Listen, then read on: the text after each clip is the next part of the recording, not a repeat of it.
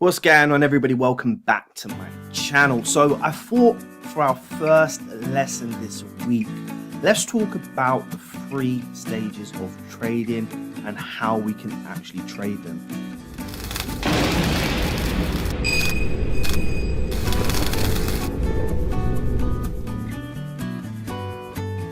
So I follow a simple strategy based on market structure and market behavior, and that simply means when the markets are in their 3 phases, I do one of 3 things. The 3 phases of any market structure is clearly a trend to the upside, making higher highs and higher lows. The second is a trend to the downside, making structural lower lows and lower highs. And then the third phase is a ranging market. Now clearly, we want to be trading with the trend. When the momentum is in play, we want to be taking buys to the upside. When momentum is in play, we want to be taking sells to the downside. So for me personally, when it comes to ranging markets, this is something I don't mess around with. When the markets are moving to the upside, I'm all for it. And when the markets are to the downside, I'm all for it. Now, I don't have any secret formula to know when the market's going to trend, when the market's going to stop trending, but what I do know is that the probability of me making money when trading, when the trends are in play, are much higher than me trying to anticipate a reversal or trying to figure out what is the best time to take a breakout or take a trade at resistance or support or whatever you want to call it. So without further ado, let's take a look at the 3 patterns that I personally look for when trading continuation trades. Now, when the market is trending to the upside, we all know that the market will make a new higher high, and eventually for a continuation, it will exhaust, pull back to make some sort of higher low before then continuing to the upside. So when I'm trading, I want to be able to anticipate when is the best opportunity to buy the market. When trading with the trend, there are 3 exhaustion patterns or pullback patterns or whatever you want to call them patterns to be looking out for. And the first one that we're going to look at today is on pound yen, and that is a very strong trend to the upside with a very small pullback before a continuation. Now, we never know when the pullback is a true pullback, so we have to look for key factors to identify them. That could be through wick rejections, that could be through engulfing candles, that could be through absolutely anything that is part of your strategy. But what I'm trying to illustrate now is a normal or a general pullback is something that will look like this. A nice pullback, strong, clean and clear, but that's not what we're talking about today. We're talking about a strong push to the upside, a very, very subtle pullback before a continuation to the upside. So how do we trade this? Well, let's take a look at GJ, and I've marked off an example here. Now, I haven't done the replay mode because when I do the replay mode, a lot of people following me in the community here on YouTube say, well, you've just done the replay mode and you've just done past data. So I thought, you know what, let me just leave the replay mode this time and let me just illustrate this. So first things first, what we can see on this market structure is the market was moving sideways. Now, I'm sure all of you would agree with me. You see price wasn't able to break above structure for a very long period of time, and eventually we made a new higher high.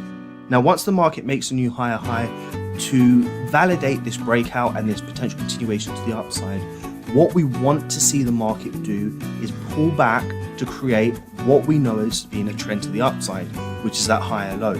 Now again, we don't know that the higher low is going to continue to the upside, creating an uptrend, but once that higher low has made the higher high, then we can validate that the structure has changed. So here you can see on this market structure, we have the higher low formation, and then now we have the new higher high formation. Once we have this structure built, we do not need to worry about the consolidation anymore, because the behavior that was once a consolidation is now a trend to the upside. So going back to the pattern that we was talking about, we were looking for the market structure to show a clear trend and then show us a very aggressive pullback, higher low formation before a continuation. Now, if we take a trade with a higher low formation that's very aggressive, we're not going to know whether this is going to be the true pullback, whether the market structure is going to hold, and whether the market is going to continue to push to the upside. So what we need to happen or allow to happen is for this market structure to create a level first, confirm that that's a level with wick rejections or strong bullish candles to the upside, and then we need to see the market come back to that level before continuing, and that will create a double bottom pattern that will help confirm that the trend is still strong, the level that we're trading off of is strong, and we know that we can be sure that if we place our stop loss below this level, then we should be in a good place to be trading. So let's remove all this red off the charts. Let's take a look at the example that we have drawn out here. We have the breakout consolidation, first higher low and higher high, and now as you can see here, we have a level created in the market. Now we want the market to leave to indicate that bullish pressure just for a period of time. Doesn't matter how long, we just want the market to indicate that bullish pressure. Once we have that bullish pressure, then we want the market to come back to this level. Once the markets come back to this level, there's two ways you can be entering this. You could be scaling down to your lower time frames, looking for early signs of price reacting from this level, or you can do what we've taught before as part of the sniper entries video, is we can set a sell limit at this level. So once you identify that the level has been created from that higher low, after the higher high has been made, then what you can do is you can set a buy limit, should I say, at this level, and just anticipate price coming back to tap this level to create this pattern that we know is a very powerful pattern in line with the uptrend, and then wait to see if the market comes back. If it doesn't and it continues up, you missed a trade, it is what it is. But if it does come back, then at least you get triggered into the trade. You're trusting the pattern itself that is proven that it's going to hold and be strong in line with the direction of the market. With your stop loss, it really is down to you and what you're comfortable with in terms of the stop loss size. Me personally, on a pound yen pair, you could be very comfortable with a 25 pip stop loss on a buy limit order and simply just go for your 1-to-3 risk to reward ratio. Now again, I'm not here to teach you risk management. I'm here just to share a pattern with you that I find to be very powerful in the markets and one that you can use in line with trend trading. So now we see the trend is up, higher formation is formed, the higher low with a very aggressive pullback, no wick rejections. And now what we want to see is the market leave to confirm that there's strong bullish pressure or an indication of bullish pressure in and around this level. Let the market come back, see what it wants to do in terms of its reaction. Make sure that when you're buying this, you have a 1-to-1 risk to reward ratio to go break even before price gets back to this level, which we do, as I always say in every single video I do, and then go for your 1-to-3 target. And as you can clearly see, a super powerful pattern. Now we can highlight this again on the same pair. After the breakout of the structure, look what happens. A level was created and then price came back again. Same thing here. You can do it every single time. It's completely fine. In an instance like this, if you have a wick, just place your stop loss below that structure and then again go for your 1-to-3 risk to reward ratio. It is completely fine.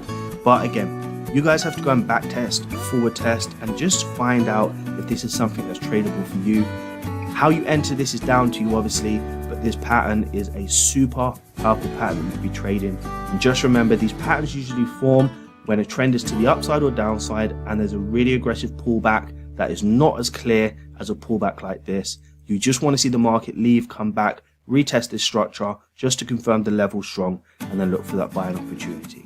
So that's pattern number 1. Let's move on to pattern number 2. So for pattern number 2, we're looking at USDCAD here, and what we understand as part of a pullback is the market will create lower lows and lower highs and higher lows.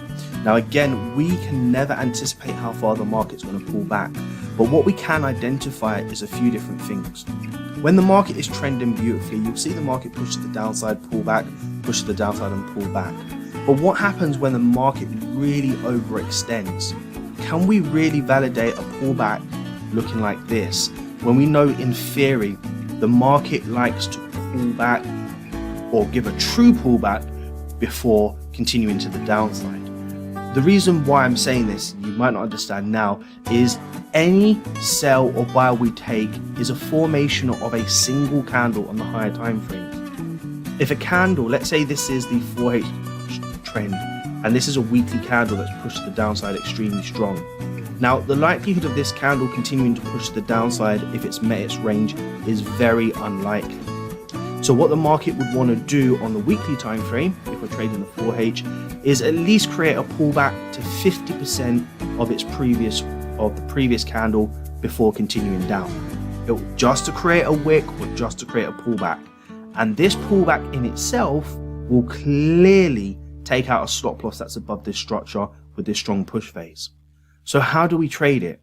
Well, What we want to be doing in any instance like this, knowing that's how the market moves, if the market gives us nice pullbacks and then eventually gives us a very strong move, we want to anticipate that the pullback is going to be strong. So instead of looking for a pullback that will look something like this, we want to wait for the market to give us a true pullback and then look for the continuation. Just so that the high time frame candles will have enough range to pull back to create a wick before then continuing in its bearish direction to the downside and continue this trend on the 4H time frame. So when looking at USDCAD, what can we see? Well, with this market structure, we can see a nice little push phase, a very aggressive or subtle pullback, as I just mentioned on our first example, another push phase, another small pullback, another push phase, another small pullback, another push phase, another pullback, and then what do we have here? A very strong push phase with this market structure. Now look at the length of this push phase compared to what's happened before. We can clearly see that with this structure of this market, this is a very strong higher time frame candle to the downside. And as we just illustrated, when we have a very strong higher time frame candle to the downside, more than likely what price action likes to do is pull back to around 50% of this candle just to create a wick before then continuing its bearish descent to the downside or in line with the trend, either to the upside or wherever it's going. As we can see with this example here, look what's happened. The market didn't just give us a little pullback or an aggressive pullback for a continuation. The market pulled all the way back to around 50% of the previous move, this strong move to the downside, before creating a level and having that level being respected and then continuing its push to the downside. So when taking these trades, again, take them in line with your strategy, but what you want to see the market do, you can either take it immediately at the pullback, that is completely fine, and then look to go for your 1 to 3 risk reward ratio, stop loss above the structure, or just like our first example, you can wait for the market to leave the structure for a period, come back to confirm that this is a strong level, and then you can take the trade once the market gives wick rejections, or in this instance, a bearish candle to the downside, and then go for your 1 to 3 risk to reward ratio. Very powerful pattern again, and this pattern you must identify when the market has really pushed strong to the downside, looks really extended, and what we have to remember is that's just a very strong high time frame candle that will require, when the new candle opens, or more often than not when the new candle opens, will pull back to create a 50% retracement of the previous candle or the previous leg or the previous push phase, and then look to take those trades. So let's take a look at our third and final example. So for our third and final example, we all know, again, let's just continue with the same analysis. When the market is pushing to the downside, we know that eventually the market will create a level. Now, a lot of the times the market, well, what we anticipate is that the market will make a lower low. Now, if the market doesn't make a lower low, that doesn't necessarily mean that the market's going to reverse. But what the market will likely do is come back to a previous structure, or a lower high or higher low, show signs of wick rejection, whatever you want to call this, liquidity pullback, collecting orders, not enough orders, I don't really care, and then eventually what you'll see the market do is push to the downside. So not every single time will you see the market make that lower low immediately. Sometimes the market will create a level, it will push away from that level, come back, react to that level, and then continue down. Now, just because it hasn't broken the previous structure, this does not mean it's a reversal. Remember, we only trade with the trend, and unless the market illustrates a trend reversal, creating new higher highs and higher lows, you are still sell biased on this structure. So let's take a look at an example here on Pound USD. You can clearly see that the structure of this market is to the downside. We have a very strong push phase to the downside. We have an aggressive pullback here, as like in our first example. Another push phase, lower low, and then look what happens. We never had price pullback to make a lower high or a deep pullback. Price came all the way back to that previous structure level. We see the reaction from this level, and now we have a strong push phase to the downside. Again, in line with the trend, which is to the downside, we have a lower high formation that's formed. We have structure that has not broken that previous level, and then as you can see, it's come back. It's attempted to come back into this level, but not really come back into this level. And then again, finally, price has come back, created a wick rejection, and now we see the move to the downside. Now, my point here is, not every single time will you get a trade taking these patterns, simply because the market may range and that may make you fearful of taking the trade. But what this should highlight to you is if the market has created a lower high or a higher low and price cannot break above that level or reacts to that previous structural high or low, then the likelihood is the market is still going to continue in the trend that it's in, which is either down or up. So these are the 3 patterns that I'm teaching you today. Very, very powerful patterns. Look out for them, back test them, forward test them. Remember, what I'm telling you now is of my own opinion, so please don't go and slam loads of money on all these setups that you see. Make sure you're using proper risk management and make sure you're using your strategy and your risk management plan in line with your strategy, should I say. Okay, that was a bit of a gobbledygook there, but I got it out at the end. So 3 patterns. Very aggressive pullbacks. When we see this pattern, what we're looking for is for the market to create a level, come back, confirm that level strong, and then look for those buying opportunities. Second pattern is a very strong push to the downside and allow for the market to pull back to around 50% before a continuation. Final pattern is if the market is pushing to the upside or downside and is failing to break the highs, but decides to come back to the lows, and look for those double bottom patterns. Again, until price breaks and violates these structures, in theory, you're still in an uptrend, so you can continue to look for those buys. So I hope this was useful. As I always say when trading, make sure that you are patient, make sure you are waiting for these setups to develop, and most importantly, trust the process. As I always say, if you've enjoyed this video, please smash that like button, subscribe, and until next time, take care.